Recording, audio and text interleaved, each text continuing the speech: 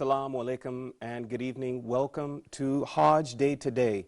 This is a program dedicated entirely to covering Hajj and the various different developments, news and information, as well as in-depth discussions related to Hajj.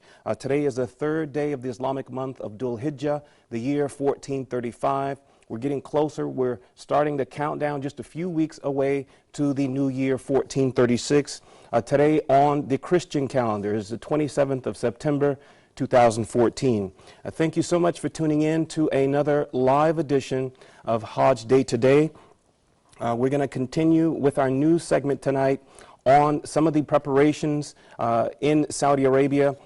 King Abdullah, he ordered the opening of the extended circumambulation area around the Kaaba. This is good news. It accommodates many more pilgrims who are performing the religious rites in Mecca.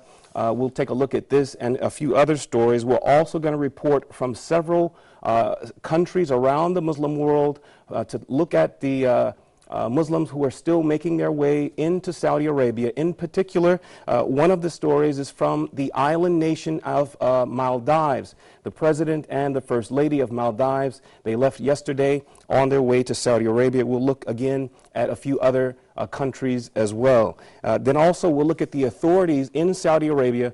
They are launching a crackdown operations against despite the very sacredness of the Hajj, there are those who are participating and engaging in illegal enterprises related to Hajj, illegally smuggling in people into the country, those who have bogus or phony Hajj operations, taking people's money. The authorities were going to report on some of their activities against these crimes. This is a look at or a summary of the news items. Following the news tonight, for our social segment, we're going to be joined by a brother Muhammad. He is a soft skill trainer. He works with organizations on professional development. Brother Osama is with us tonight to host this discussion about Hajj as an incident in our lives, a critical incident, a turning point that we can use for our own personal development. This is the topic of our discussion for the social segment following the news. We'll take a short break right now and come back with the news. Assalamu alaikum.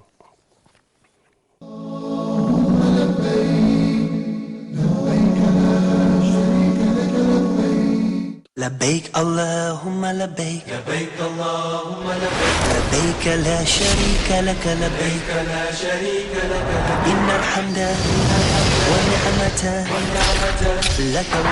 Imagine that the Anbiya, they were the ones that were the most beloved to Allah subhanahu wa ta'ala, and they had the hardest lives. He assumed that he had some kind of superiority and he was a better, more chosen, a better person because he had this wealth. And then you look at all the other people who had wealth, and some of them were the worst people. You had Fir'aun and Qarun. Reviving your niyyah time and again, that you're doing insincerely for the sake of Allah subhanahu wa ta'ala. Most of the youth, they think, oh, I'm going to pray when I'm old, it's okay now, I'll have fun in my life. Later on I'll work, I'll go on my bed, I'll pray 5 times a day. And all these things, they think that that's later on in their life, and they don't know when they will die. Amira, who's your role model? Khadija radiallahu anha. And why? Because she was Prophet Muhammad sallallahu alayhi wa sallam's wife, and she was the first lady to believe in Islam. لبيك لا شريك لك لبيك لا شريك لك إن الحمد والنعمة لك والملك لا شريك لك لبيك اللهم لبيك. Huda TV's social media sites are the best way to contact us from anywhere around the world. Stay connected with Huda TV's latest news and programs through Facebook, Twitter, Google+, YouTube, Skype, and Instagram. It's fast and easy. Stay up to date with your favorite shows and scholars today. Huda TV, a light in every home. لبيك اللهم لبيك لبيك اللهم لبيك لبيك لا شريك لك لبيك لا شريك لك إن الحمد Why is Hajj so important? Allah the Almighty said in verse number 97 of the third chapter of the Quran, which is known as Ali Imran, He said, وَلِلَّهِ عَلَى النَّاسِ حِجُّ الْبَيْتِ مَنِ اسْتَطَاعَ إِلَيْهِ سَبِيلًا تابعوا بين الحج والعمرة فإنهما ينفيان الفقر والذنوب. Follow up performing Hajj after Hajj and Umrah after Umrah. So what is the first step? Ihram. The first pillar is Ihram. What does Ihram mean? What does it entail? Hajj al-Ifrad, many of the local people do Hajj al-Ifrad and others because they're exempt from offering the Hajj or the sacrifice. It doesn't require Hajj. So when you say لبيك اللهم عمرة وحجة, that's called Qiran.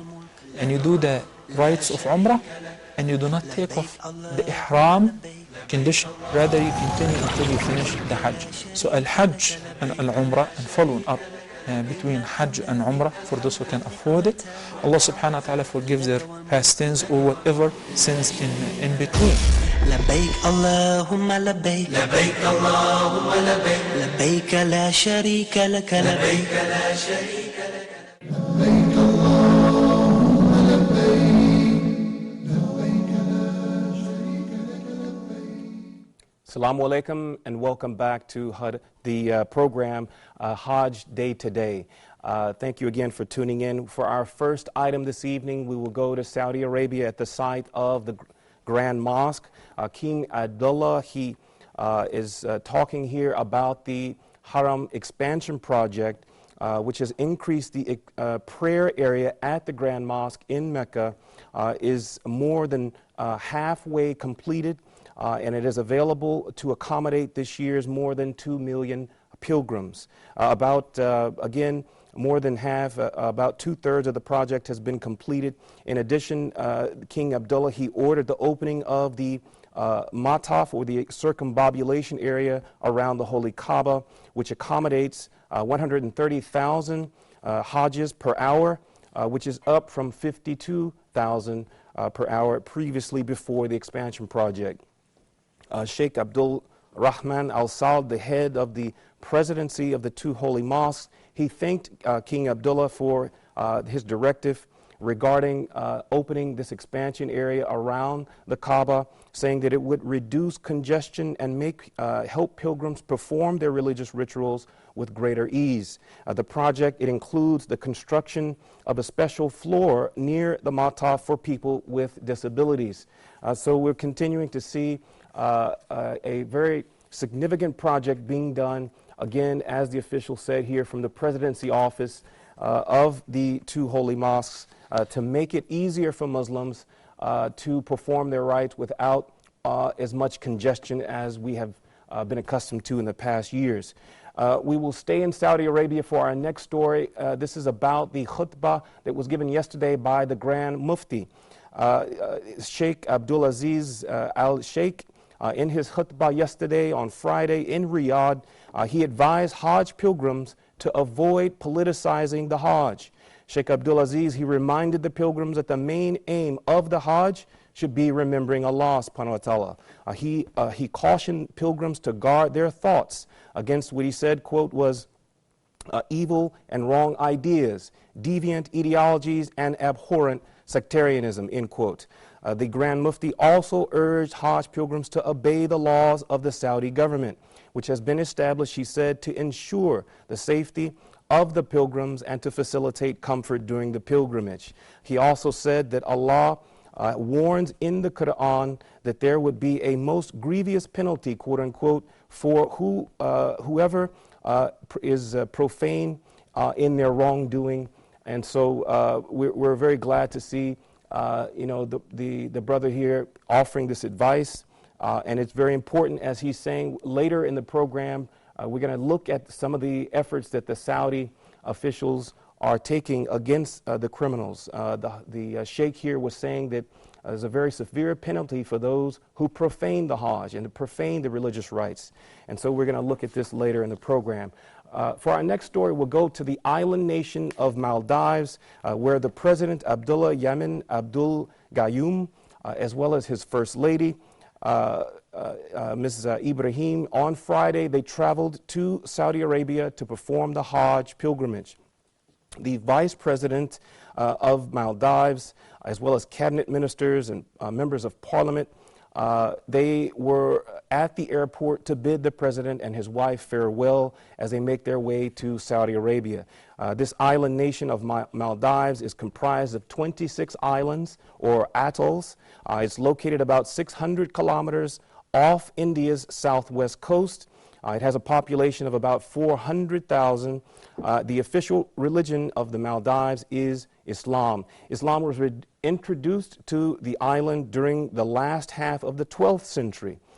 It has the distinction of having written the first Islamic criminal code, which is still waiting to be approved by the parliament. It was written in the year 2008, just a few years ago. There's about, this year, participating in the Hajj pilgrimage, about 1,000 Muslims from Maldives who are either in Saudi Arabia or still making their way. We'll go to North Africa for our next story and a look at the situation that the Muslims are facing, the Hajjs are facing as they make their way from Libya to Saudi Arabia. They're traveling, the Libyans are traveling to Mecca to perform Hajj this year. They've been flying out by their hundreds, although the political crisis in the country has significantly brought down the number of Libyan pilgrims. In recent weeks, there's been fierce fighting between heavily armed militia groups for control over Libya's main airports in Tripoli as well as in Benghazi. This has halted a number of flight operations. Actually, they've been closed, the two airports there, leaving them with only one route to leave the country by air. The Saudi Arabian ambassador to Libya, Mr. Mohammed Al-Ali, he's been working from the neighboring state of Tunisia. He reported that the number of Hajj visas issued to Libyans over the past, for this current season, was 90,000, which was down from last year's figure of 135. Now, this was 90,000 not only for Hajj, but also for Umrah.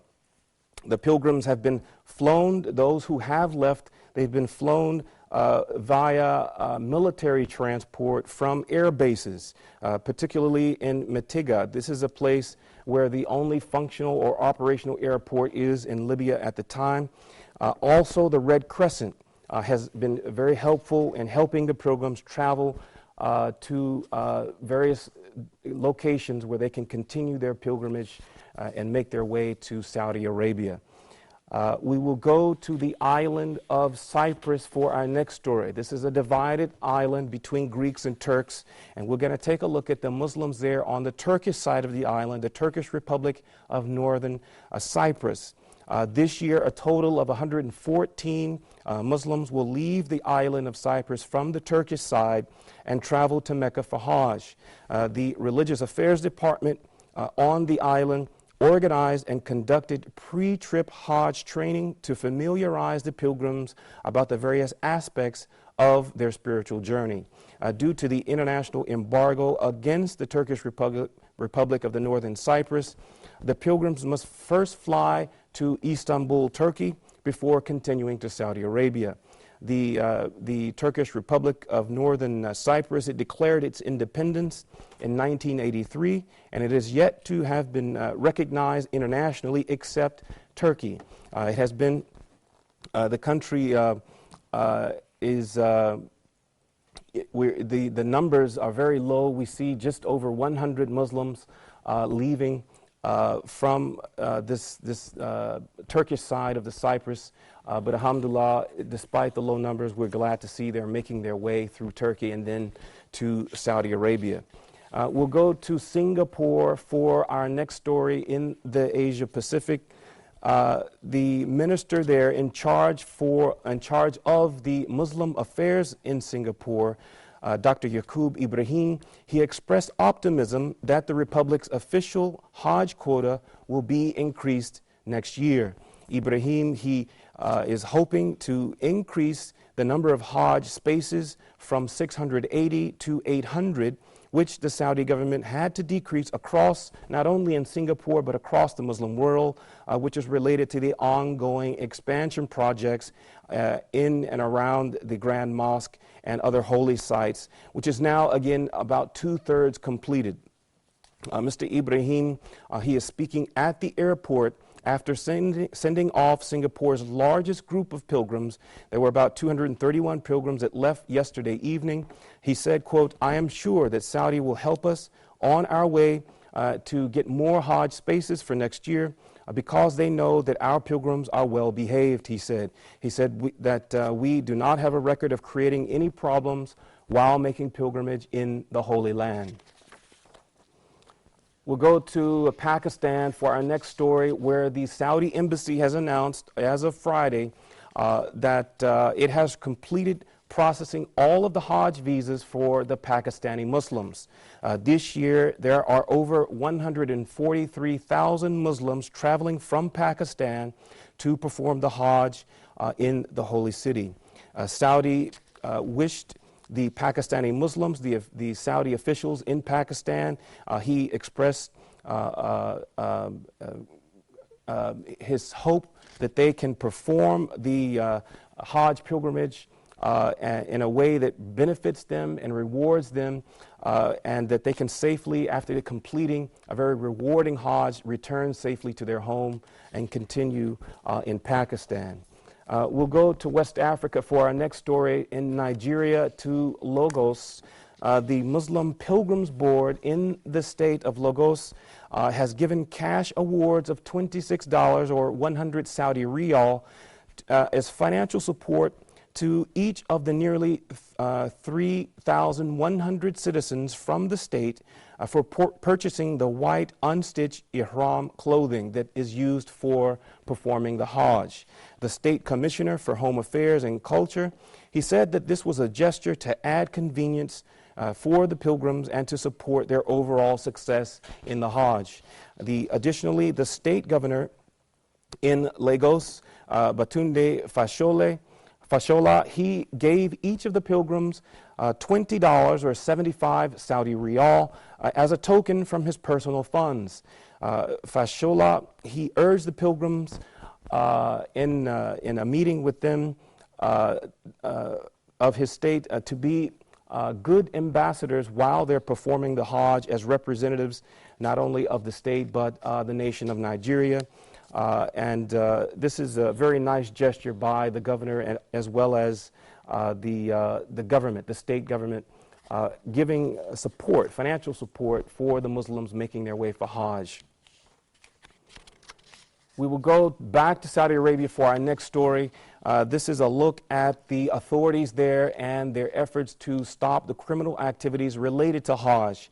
The commander of Saudi Arabia's passport department, General Luqman al-Harbi, on Friday at a press conference, he announced the establishment of 2 centers for processing Hajj violators, promising to deal very firmly with those who engage in illegally smuggling pilgrims into the country.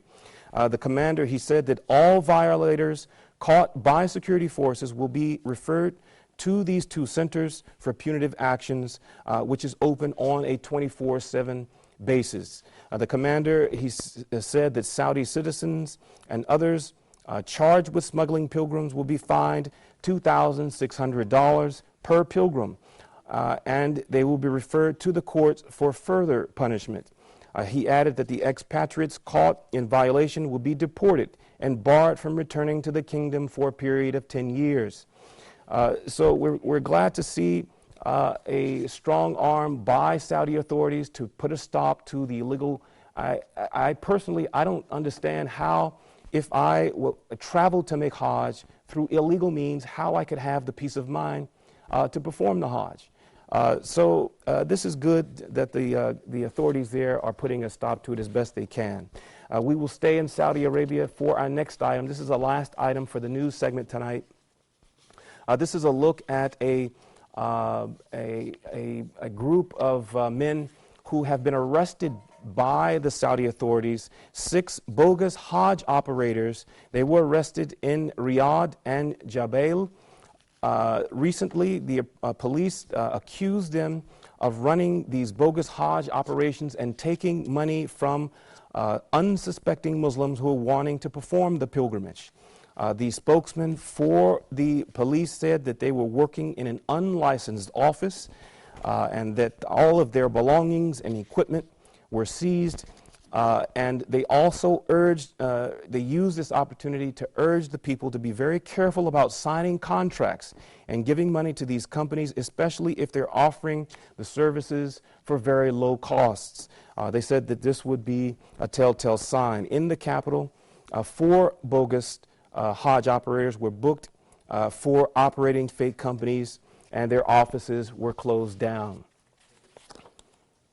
It's very unfortunate that we would have to have the authorities to handle this kind of thing, but you know, we're glad that we have them, the forces there to not only protect the safety and security of the pilgrims, but to preserve. I mean, they're losing the potential of them losing their money, which is not an easy thing. You know, some people cannot afford to make the Hajj but once in their lifetime. So it's very important for us to take the necessary efforts, as we see here, to stop these illegal Hajj operators where it's possible. Thank you so much for tuning in to the program. We will take a break now and look at the expected weather for tomorrow. After the break, we'll come back for our social segment. Tonight's social segment is going to be, we're joined by a skills trainer. He works with professional organizations on professional development, and we're going to talk about how Hajj can be a turning point and used for personal development in our lives. Thank you so much for tuning in. We hope you enjoyed this very informative and interesting discussion. Inshallah, we'll be back tomorrow with more. Assalamu alaikum wa rahmatullahi wa barakatuh.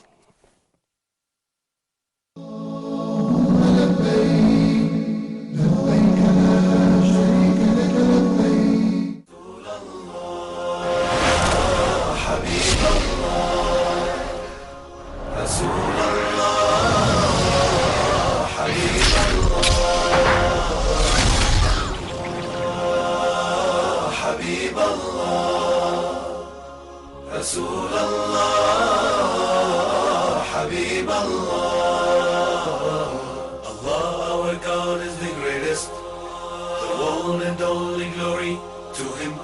He wanted humans to be the best and give his best religion to them. Allah, our God is the greatest, the one and only glory to him. He wanted humans. Al-Imam al-Nawawi, may Allah have mercy on him, have indeed did a great and a tremendous job in compiling some of the most beautiful ahadith and the relevant ayat in one of his marvelous works, which is known as Riyadus Salihin, or Gardens of the Pious.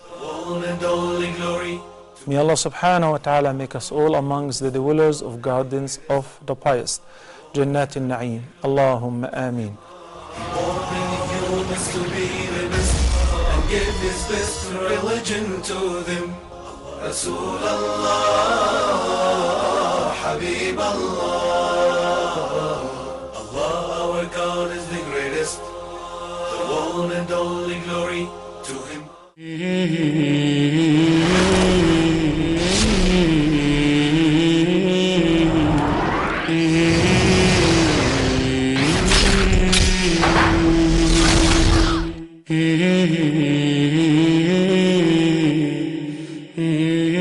Let's start from where they started.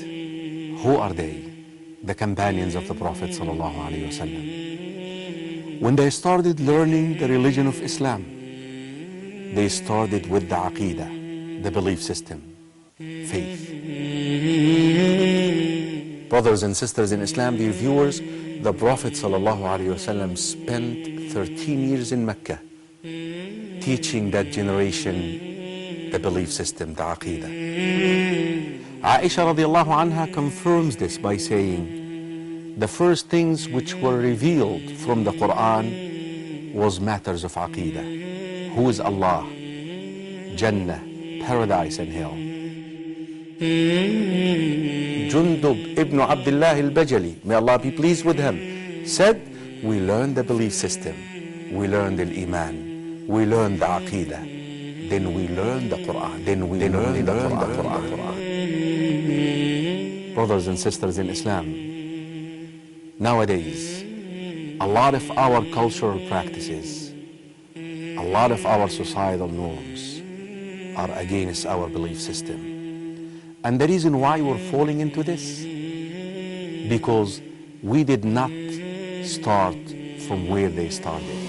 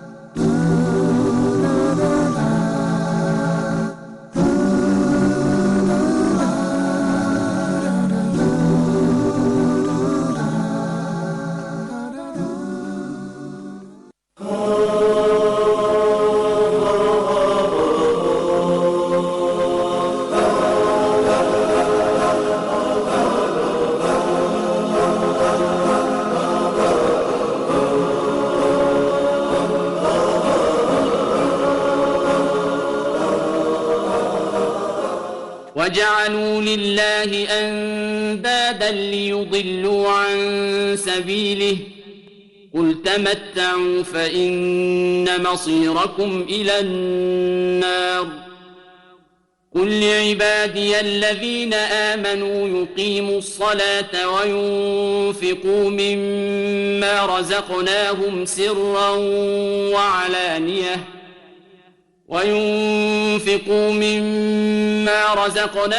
سرا وعلانية من قبل أن يأتي يوم لا بيع فيه ولا خلال الله الذي خلق السماوات والأرض وأنزل من السماء ماء فأخرج به من الثمرات رزقا لكم وسخر لكم الفلك لتجري في البحر بأمره وسخر لكم الشمس والقمر دائبين وسخر لكم الليل والنهار وآتاكم من كل ما سألتموه وإن تعدوا نعمة الله لا تحصوها إن الإنسان لظلوم كفار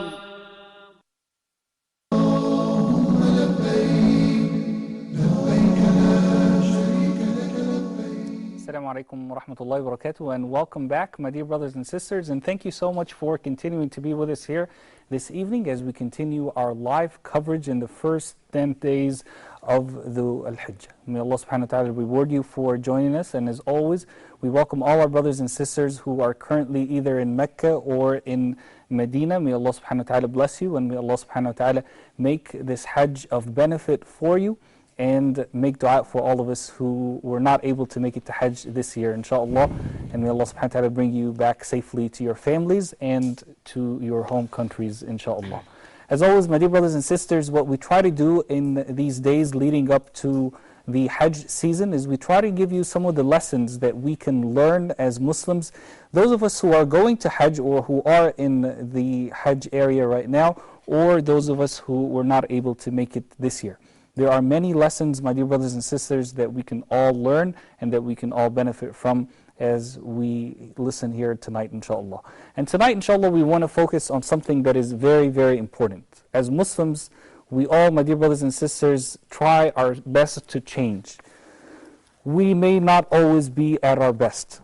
We may go through some good times and some bad times. Times where our iman is high and our actions are really good with Allah subhanahu wa ta'ala, and other times when that is not the case all the time.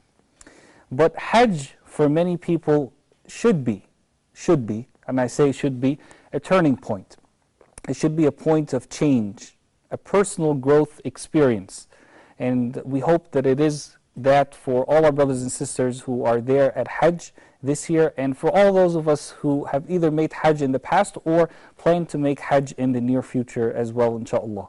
So we want to talk about that tonight. How can Hajj be a changing experience in a person's life?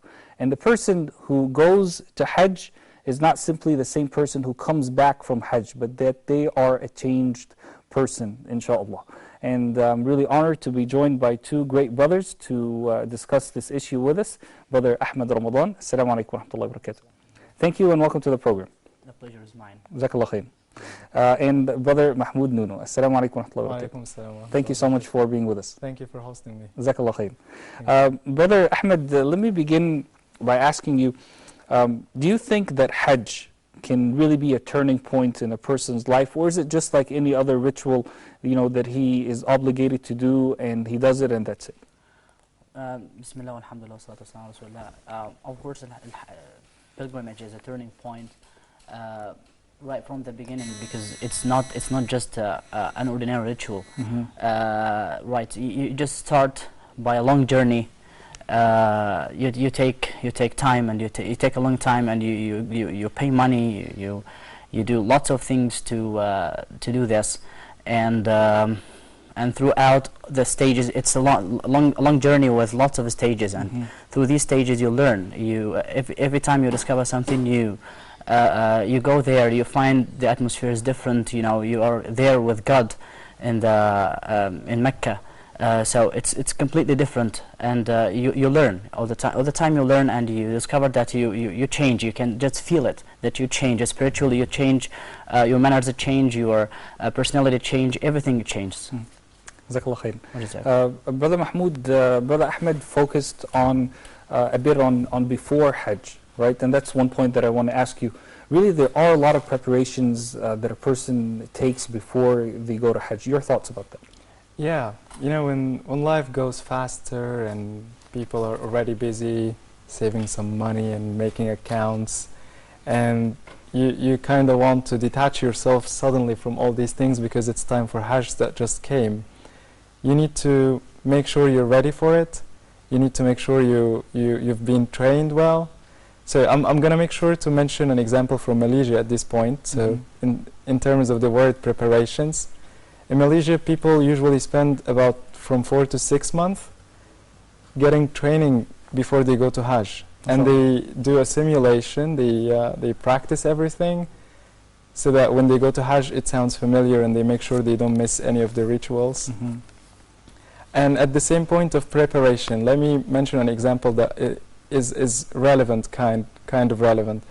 When we kind of book a flight, we need to go on a vacation. You keep searching online for websites, you keep asking friends which one is the best airline. So from there, you had a great plan. The same goes for Hajj. You need to plan that you're spiritually ready to be there between the hands of God, and you're ready to detach yourself from life, and yes, I'm going to endure the tiredness and everything.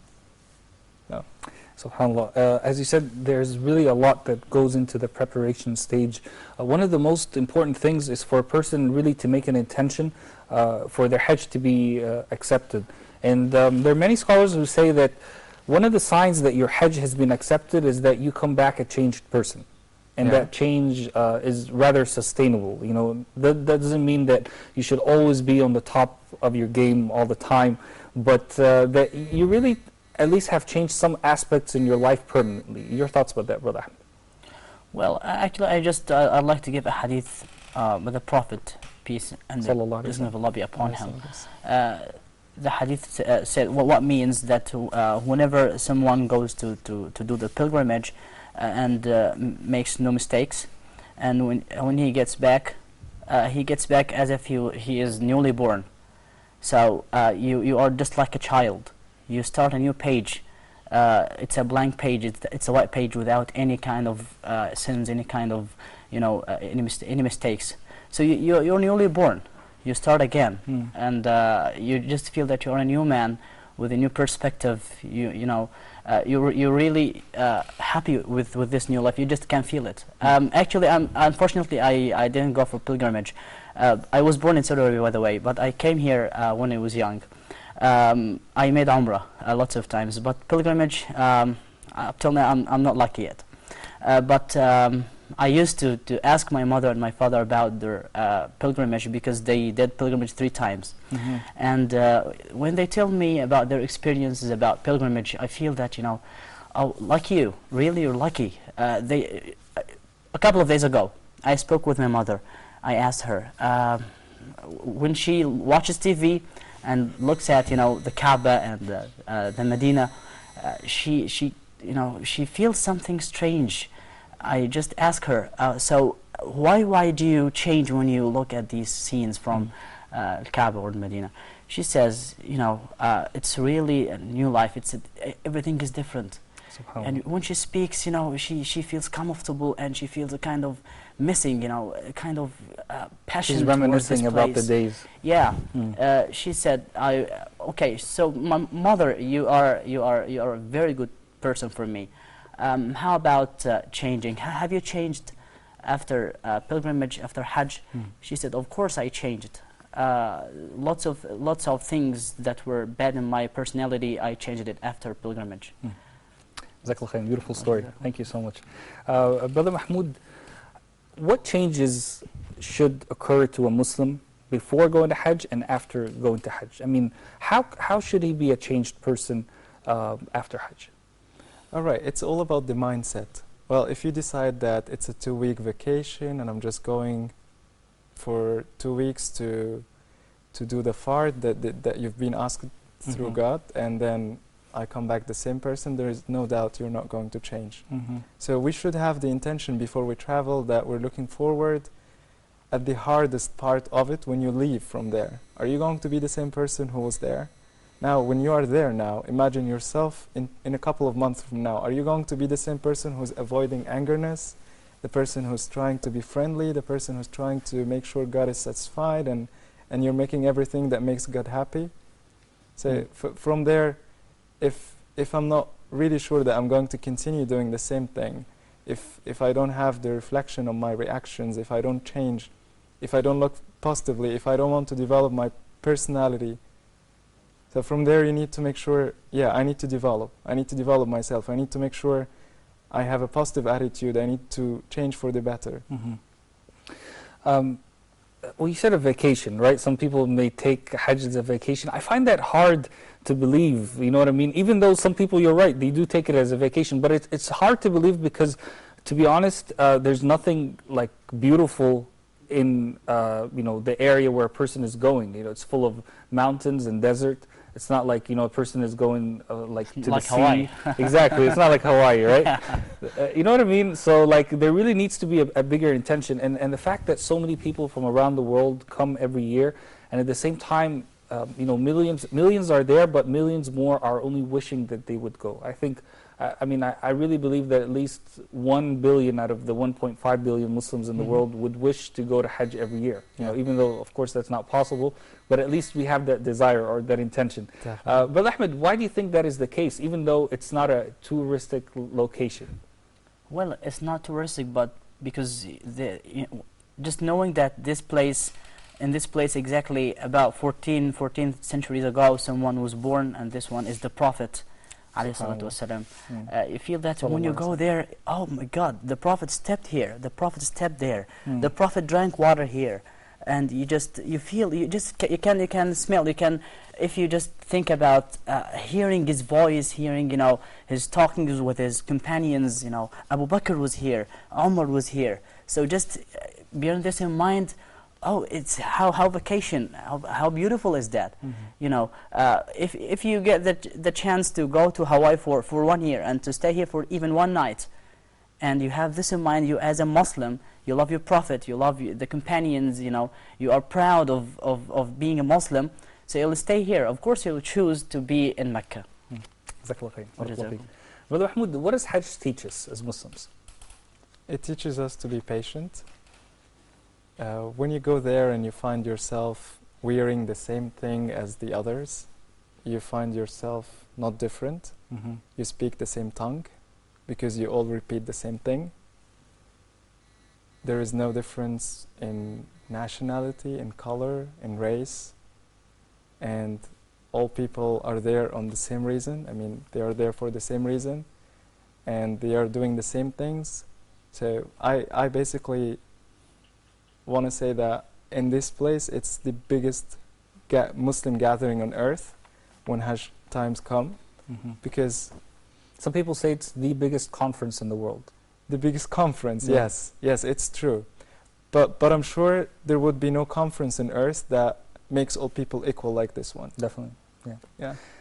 Speaking of change, do you think we really change when we go back to our home countries, or even though we're all wearing the same clothes in Hajj, when we come back, we return to the idea of I'm better than this person because I'm lighter skinned, or I'm better than this person because I come from a bigger family, or I'm better than this person because he's from this country and I'm from this country.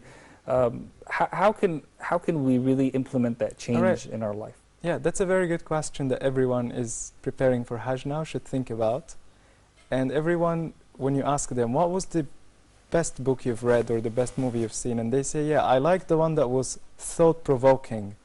Well, Hajj is thought-provoking because you should think about yourself, listen to your inner calling, and you've got time there to think about yourself. You've got time to keep all the stress away. And then I'm free now, I'm here to develop my spirit, I'm totally here, physically and spiritually. If you're looking for a change, you will. But if you're traveling because I just want to make sure I do what Allah said, and just to follow without understanding, without really changing, you'll never change. So it's very interesting. So what you're saying is that you should make a special intention for change. Exactly. Exactly. Because if you don't have this intention before you travel, there is no doubt you're going to be the same person when you go back. People will not feel you're changed. And at the same time, I believe that every person who goes there, when we first see them after they come back, we expect a huge positive energy. Exactly. Right? Yeah. Everyone wants to go and meet the Hajji and see what he's feeling. Exactly. Yes, this is a very good point in my brother speaking, which is, yes, it's obligatory to do pilgrimage whenever you are able to do it. But now, why? You just have to ask yourself why. I can benefit from this Hajj whenever you have the intention of learning something new. Whenever you step, wherever you go, you have to learn something new. Now you are doing the pilgrimage. Is it just because God ordered me to do that, or because there's something I just need to change something in my personality? I have to change. Yes, so I have the intention to change myself. You just go because you love it. It's not you're not obliged to do it because it's just something obligatory. No, you have to change. You have to think deeply about yourself and to change. So you have the intention to do something new for yourself. That's it. Friendship is very important and something that we seek in terms of change. And people do build a lot of friends at Hajj. From different countries around the world, as you said, and now it's much easier to stay in touch with these people because you can add each other on Facebook and things like that, and it won't cost you a thing to stay in touch, or you can talk over Skype. Social networking. Exactly. So your thoughts about friendship and its importance relating to Hajj? All right. I mean, when we start about if you're going to Hajj, and you should make sure you have a special company with you, some people who are going to support you to continue Hajj till the end. But I mean, getting back, I have a very good example here to mention. Please. I mean, in a place that I was training people, it was teamwork and leadership course. So while training these people, I heard a very interesting story, and Hajj is included in that. So there was that boss or manager who keep hearing conflicts and small things that keep happening, and oh, I don't like your work, and me too, I also don't like it. And then both of them have to complete each other. So what the manager did when Hajj time came, basically the manager needs both of them, right? You can't let one of them go. You just can't leave any of them because as I said, they complete each other and they have to work together. It's not like, all right, good morning, yeah, it was nice seeing you today by the end of the day, but they have to work together. So the manager decided to book 2 places for those 2 team members to travel together on Hajj. So that they would positively have the energy together, and it worked. I mean, when they came back, they made sure to have the same spirit they used to have there. MashaAllah. SubhanAllah. Yeah. Yeah, I mean, in order for a person's Hajj to be accepted, you know, they can't like fight with people, they can't have conflicts. Exactly. Right? I'm sure it was very hard at the beginning to avoid angerness. I'm sure it was very hard to say, oh, that guy I used to have at work. But now I have to make sure I'm satisfying God, and it's an opportunity that might come once in life. Yeah. MashaAllah.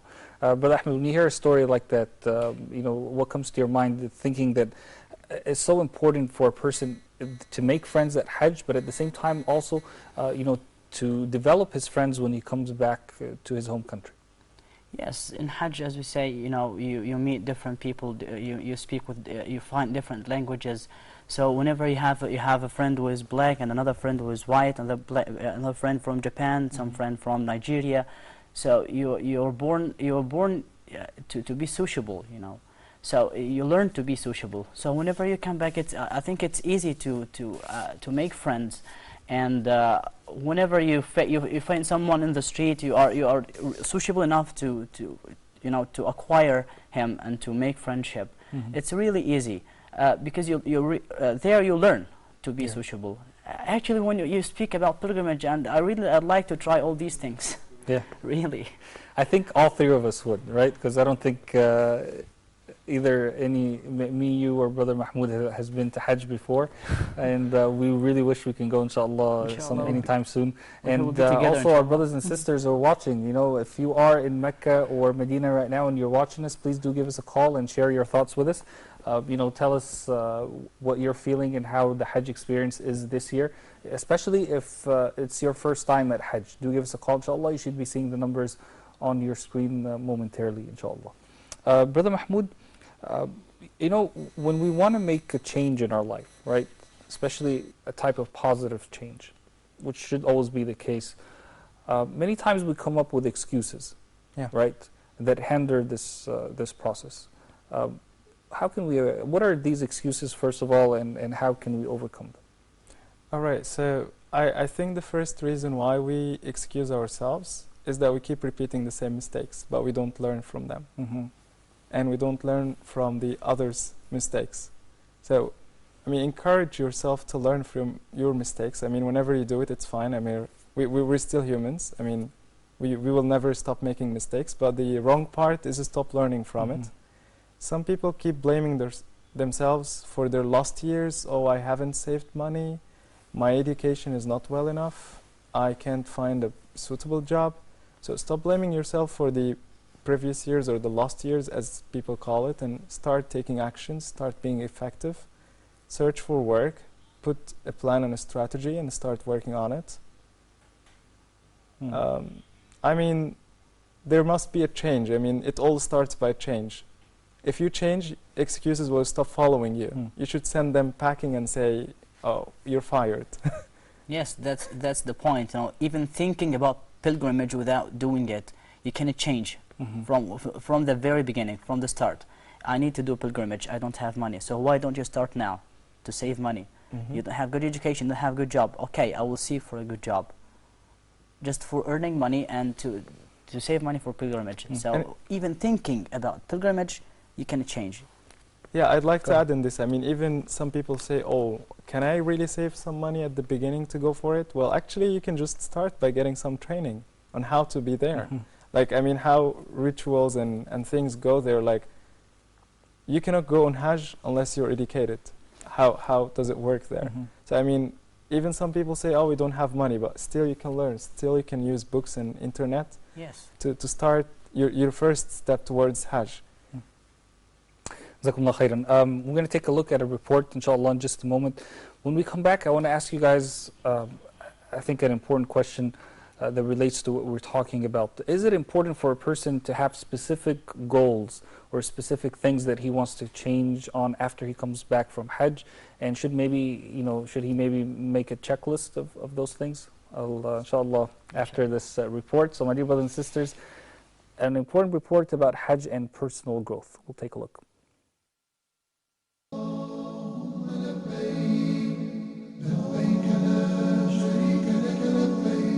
Fast, spend more time, and Almighty Allah will bless you.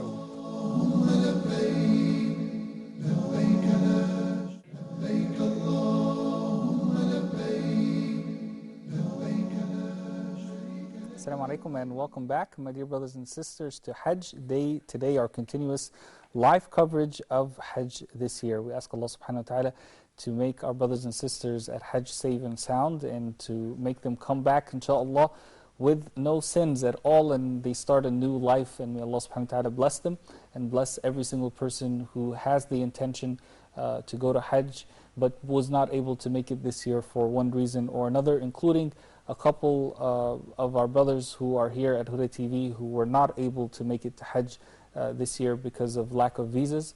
We ask Allah subhanahu wa ta'ala to grant him a visa from him subhanahu wa ta'ala next year, inshallah, so that they are able to go to Hajj, and maybe before then they can go to Umrah as well, inshallah.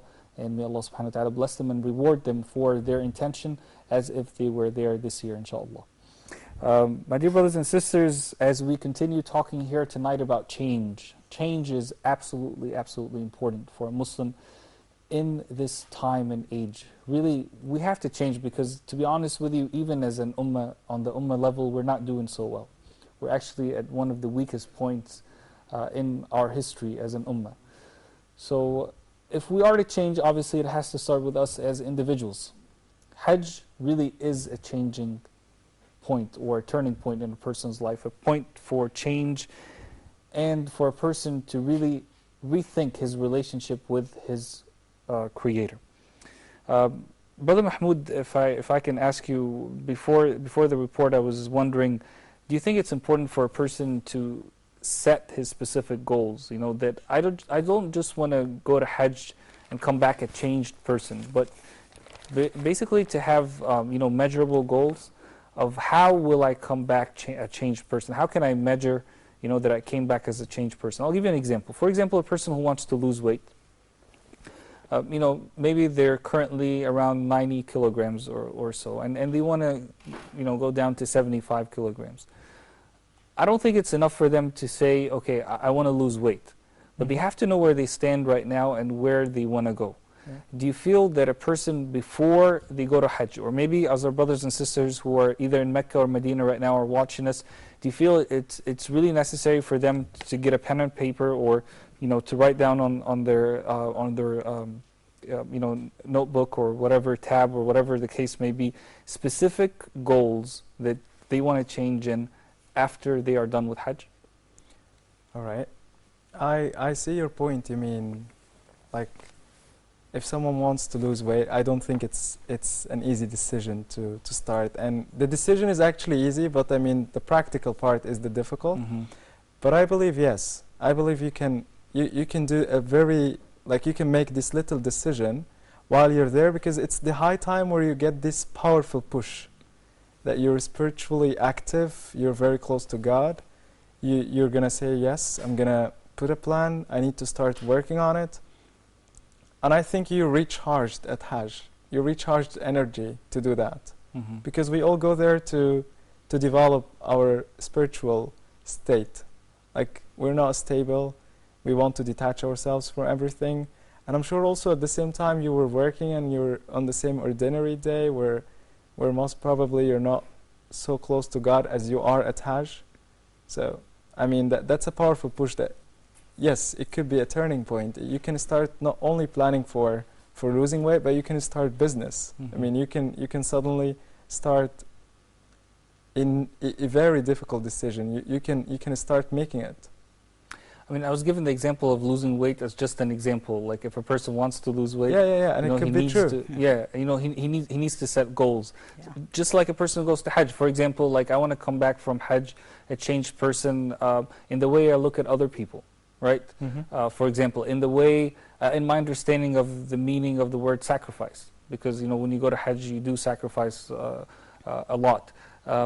So do you think it's important for us to actually write these things down to make a checklist, okay, and kind of to evaluate ourselves once again, maybe a year after Hajj or 5 years after Hajj? That's a very positive part of it, because if you write it, you keep reminding yourself every time, and you keep yourself on track, and you want to make sure for how many months or how many weeks I've already achieved how many of them. And by the way, I'm going to mention something that we usually do in Ramadan, because we usually say, oh, I need something to be done this year. So if we are in Ramadan now, and you keep praying whole Ramadan, that these things to be done, and you keep making dua to Allah, it's like, I don't want to say 100% sure, because still it's God's will, but I mean, usually the next Ramadan doesn't come unless this thing has really happened. Like, they wish you really want it. Jazakallah khairan. Thank you so much, Brother You're Mahmoud. welcome. Brother Ahmed, your thoughts? Do you think it's important for us to have specific set goals? Well, actually, you have you have to think about yourself before you go. Try to evaluate yourself. Make self-evaluation. Now, I have some problems with God. The relationship between me and God. Am I close? And of course, I'm going to be close to God. But what I'm talking about is the atmosphere. How can I transfer the atmosphere from the Hajj to be existed here? To imagine that all the time, I'm sorry, to imagine that I'm all the time, the whole year, the whole of my day is as if I was in Hajj. So the atmosphere there, I just transfer it from there to my everyday life. So you make a self-evaluation. My trust in Allah. Sometimes I may face hard situations. So how is my reaction? Think about some experiences. Now I was angry there. I didn't, I didn't do the right thing. I didn't believe in God strongly. But I will get back from Hajj with a complete trust in Allah, that Allah is the Almighty, and He is my God, and I could make it. I could make it to do pilgrimage, and this is from Allah Subhanahu wa Taala. Now I'm back, and all what happens is from God Subhanahu wa Taala. Yes. So you just think about yourself. My trust in Allah. The temptations of life. Life is full of temptations. I used to be. Yes, whenever I find something here and it's not a good thing, I go to it. For example, money. I used to get money from wherever. Whether it's a halal source or haram source. Yes. So you have to think about think about your money. How can you get your money? So life temptations, trust in Allah. Your every problem, everything you find a shortage, or you find just a disadvantage in your character. Whenever you go back from Hajj, think about these things again, but not right after you come back. No, just after a long time. You just come back again and think about yourself. Have I done these things? Have I succeeded or not? Jazakallah khair. Thank you so much. Brother Mahmoud, self-control is something that a person who goes to Hajj does while he's at Hajj. Of course, he tries to control himself in many aspects, including, for example, some things that are normally halal in a person's life, they are haram during Hajj, like having a relationship with one's wife. Being in the state of ihram, there are some things that you can do and other things that you're not allowed to do. So you're practicing self-control. And at the same time, you're not allowed to get angry and to have fights with people and things like that. When a person comes back, how can he develop his or her self-control? All right. Well, Hajj is a reminder from God. When we all go to Hajj, Allah put certain instructions that we need to follow so that He may, inshallah, accept it from us. While we're there, it should be a strong reminder. So when you go back, keep reminding yourself who's the same person who was there. Now those people who are there on Hajj waiting to start doing Hajj, I'm sure they are different people now than they were in their own countries. Like, not because they are they were bad people and now they are good, but I mean the business life and the busy day, and on daily basis they are busy with things and attached with things and stories and commitments, but now they are not. So they have free mind. They need to make sure while they're stressed, they need to make sure, yeah, I still have my self-control. And they might remind themselves with the difficult situations that used to happen during Hajj, that yes, even though I had to be okay, I needed to be that person so that Allah would accept it. And also there is a good thing that people may remind themselves, well, this is the land of God. I mean, it's not only the Kaaba. So if God is there, He's still here, anywhere on earth. Yes. So we should have self-control either there or here. And Allah subhanahu wa ta'ala is watching us, everywhere, right? Exactly, exactly. I mean, I can worship God here right now, and also I can go there. But there it's a special event that God wanted to strongly remind us. Yes. Jazakallah khair. What are your thoughts about self-control, brother? Yes, self-control is that to have in mind that Allah all the time watches you. So Allah is there and Allah is here. So this is the point that I was talking about, transferring the environment, the atmosphere, the surroundings from the Kaaba to your everyday life. Now I'm here, so it's not because you were there and just this occasion because you go there to do pilgrimage that you are there. It's something, and here is something different. No, you have to remember God, and you have to keep in mind that God watches you wherever you are. So you watch God there, and you just call Him there. So just keep trying, call Him here. Try to keep calling Him here and ask Him for help, and He will be right with you. Whenever, so just self-control is starting from being close to Allah. Without being close to Allah, you will be away, and the life temptations will, you will go off the beaten track. So just you learn from the Hajj to be close to Allah.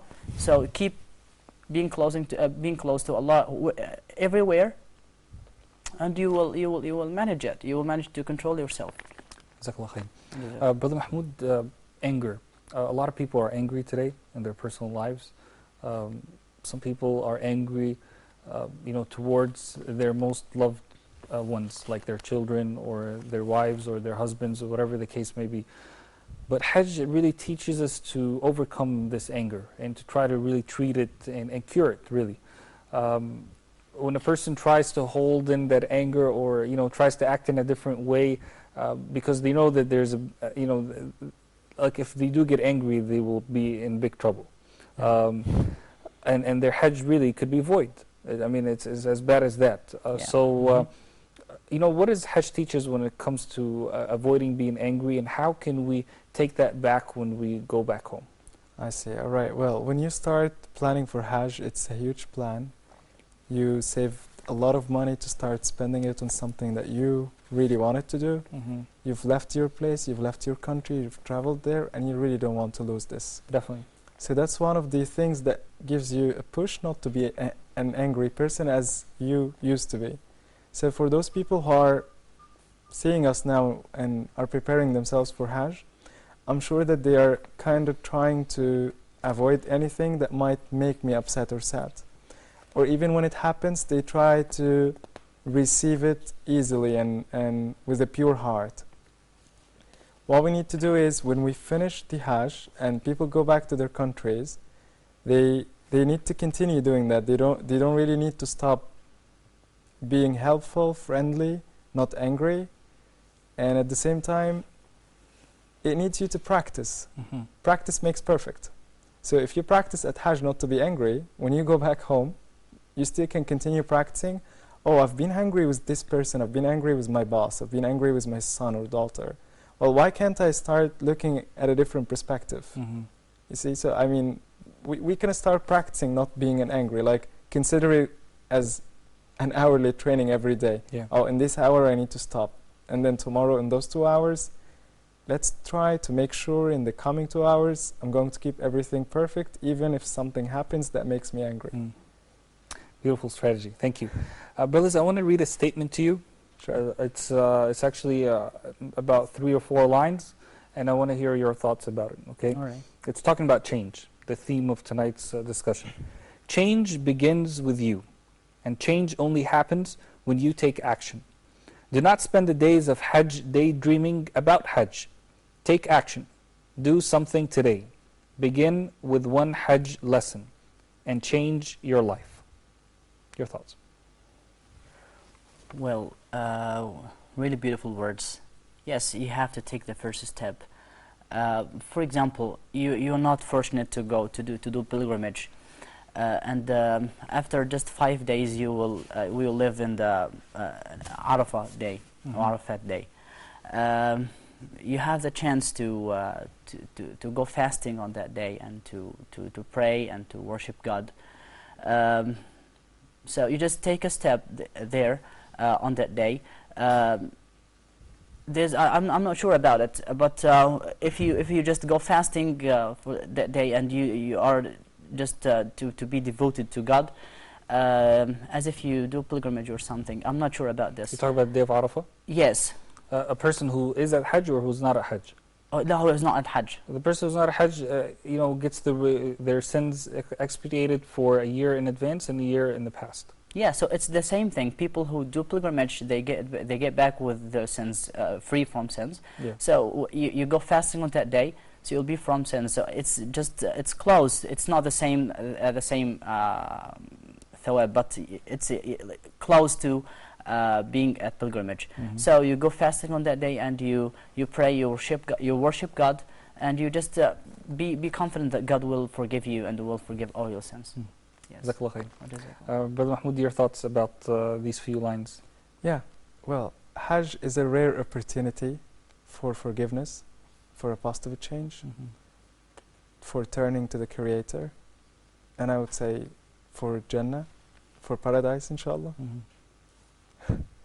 I really believe that. I mean, subhanAllah, but we really have to, do you think that change comes from within, or is it like there's outside factors that bring about change? Or is it me, like I decide that I want to be a changed person? You're the expert in yourself. I mean, nobody decides for you. I mean, you decide for yourself. For example, when you started planning for Hajj, nobody came and say, well, do you want to come this year or not? But if you do that, well, it's not even you, but it should start from inside. You should listen to your inner calling. And if you really hate it and you're bored of it, you should start working on it. I hate being angry. Who makes you angry? You. I mean, nothing annoys you unless you allowed it to. We only have about 3 to 4 minutes left in the program, so I want to give a couple minutes each to both of you. And I want you to address 2 groups of people, either brothers and sisters who are there at Hajj, and tell them about change and how we're hoping for them to change, because when they change and they come back, they bring that positive attitude to their communities, whether they live in Muslim countries or in Muslim communities and non-Muslim countries. And also, those of us who are not at Hajj, are we really missing out this year because we're not at Hajj, or is there something that we can do this year in these first 10 days at least of Dhul Hijjah that will get us closer to Allah subhanahu wa ta'ala, that will make us change in our lives as well? Let me begin with you, brother. Well, for the people who are not fortunate enough to do pilgrimage this year, and I am one of them. Me too. Yeah. Okay, just keep being close to Allah, and this is from Allah. When you go to pilgrimage, it means that Allah loves you. But you have to be sure all the time that Allah loves you. This year you're not fortunate to do pilgrimage. Next year, inshallah, after next year, you will do pilgrimage.